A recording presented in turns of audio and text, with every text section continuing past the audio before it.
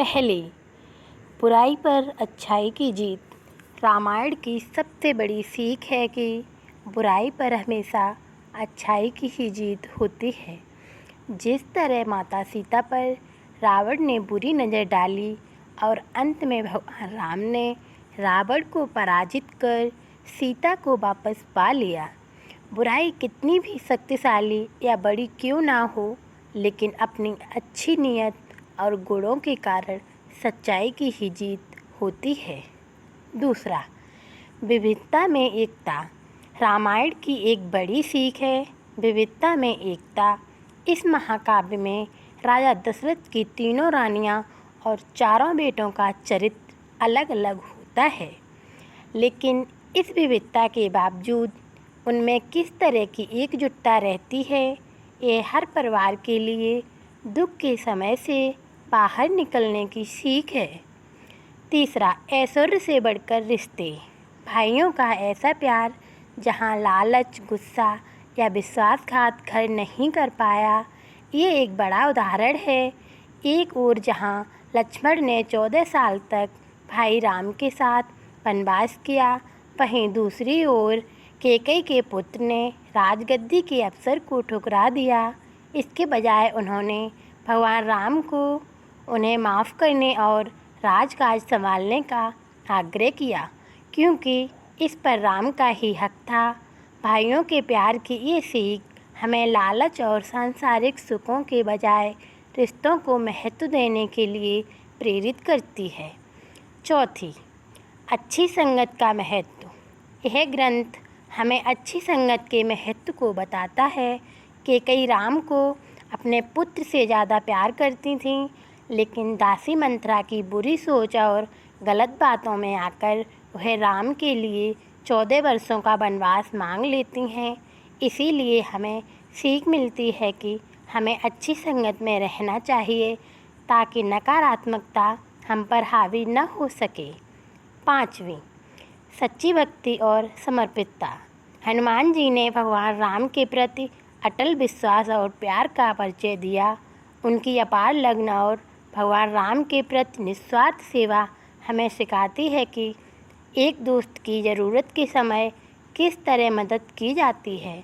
यह बताती है कि हमें अपने आराध्य के चरणों में बिना किसी संदेह के अपने आप को समर्पित कर देना चाहिए।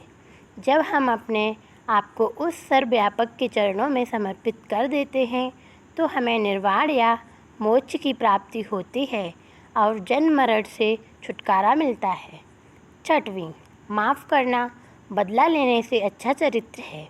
रावण एक ज्ञानी पुरुष था, लेकिन माता सीता का अपहरण करना उसके पतन का कारण बना। इससे पता चलता है कि हम दूसरे को नुकसान पहुंचाने के चक्कर में बदले की आग में अपने आप को ही जला बैठते हैं।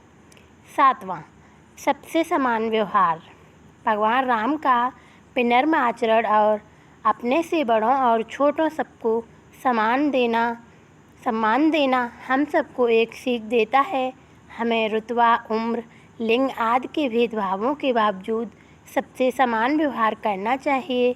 हमें पशुओं के से भी प्यार और दयालुता से पेश आना चाहिए। सच्चा मानव वही है जो सबसे समानता से पेश आता है। आठवां, भगवान की सच्ची सेवा। राम के बन जाने से पहले लक्ष्मण और उनकी माँ सुमित्रा के बीच संवाद होता है, जहाँ वे लक्ष्मण को राम और सीता के साथ आचरण की शिक्षा देती हैं। तब वे बताती हैं कि भगवान की सच्चे मन से सेवा करनी चाहिए, क्योंकि ये ही मुक्ति का द्वार है। सुमित्रा कहती हैं कि हे लक्ष्मण, तुम चाहे राम और सीता के साथ कहीं भी रहो, लेकिन जहाँ राम है वहीं पूरी अयोध्या है। वे लक्ष्मण को अपनी क्षमता के अनुसार भगवान की सेवा करने के लिए कहती हैं, क्योंकि यही सबसे बड़ा काम है और जीवन का सबसे बड़ा उद्देश्य है। नौवां, भगवान में विश्वास की शक्ति। राम, लक्ष्मण और वानर सेना द्वारा भारत और श्रीलंका के बीच तैयार किया गया पुल चमत्कार की ही निशानी है। जिस तरह से भगवान का नाम लिखने से ही पत्थर तैरने लगते हैं, ये भी एक बड़ी सीख है कि जिस भगवान का नाम लेने से सब लोग पुल सागर से पार कर गए, वैसे ही उसका नाम लेने से इस भव सागर से पार हो सकते हैं और हर क्षेत्र में जीत हासिल कर सकते हैं। 10वां, प्यार और दया। भगवान राम प्यार, दया और सकारात्मकता की प्रतिमूर्त हैं और यदि हम में से कोई भी 10% भी अपने दैनिक जीवन में उतार लेता है तो वो खुशहाल और संतुष्ट जीवन जी सकता है। उनका शांत और दया भाव से एक पुत्र, पति, भाई और एक राजा की जिम्मेदारियां का निर्वहन करना हमें आपसी प्रेम और सम्मान जैसे मानवीय गुणों से अवगत कराता है। समाज की बुराइयों पर जीत हासिल करने के लिए हमें आज के ज़माने में रामायण की सीख को उतारने की आवश्यकता है। आशा करती हूँ हमारी वीडियो पसंद आई होगी।